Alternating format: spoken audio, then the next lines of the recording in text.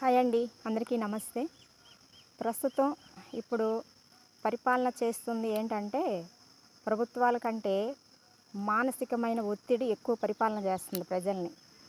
ఎలా అంటే మరి చదువుకున్న వాళ్ళకి, ఉద్యోగస్తులకి ఎక్కువ ఒత్తిడి ఉంటుంది అనుకుంటాం. కానీ ఇంట్లో ఉన్న స్త్రీలకి కూడా మరి ఎక్కువ ఒత్తిడి అనేది ఉంటుంది.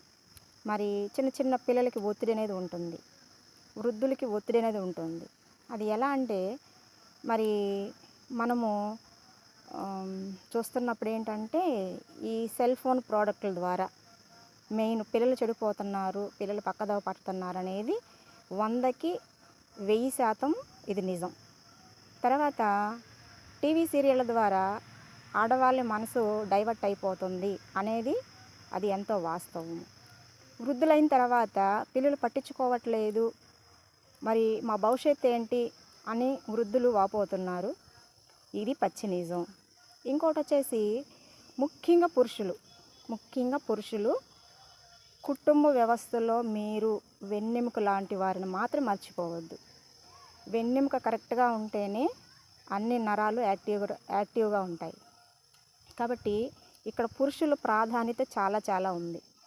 ఎందుకు అంటే మనం మంచి ప్రవర్తన కలిగి మనం ఉన్నామంటే రాబోయే మన తరం కూడా మన మంచిని స్వీకరిస్తుంది.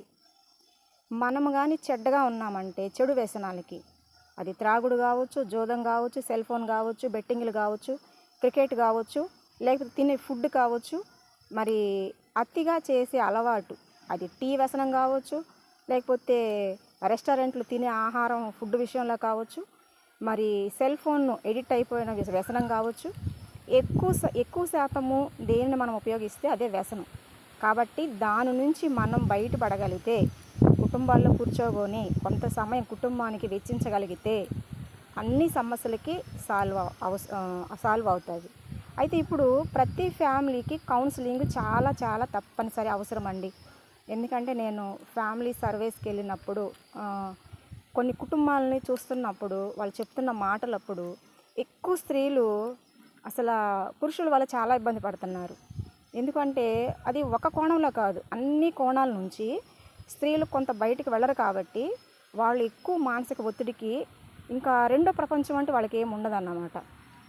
భర్త, పిల్లలు, కుటుంబమే వాళ్ళ ప్రపంచం. ఆ ప్రపంచంలో వారిని గుర్తించకపోతే చాలా గొప్ప మరి మనము ప్రమాదాన్ని ఎదుర్కోవాల్సిన పరిస్థితి ముందు కాలంలో రాబోతుంది. ఇది అందరూ గ్రహించుకోవాలి. ఇది ఒక బాధ్యతగా తీసుకోవాలి. ప్రతి ఒక్క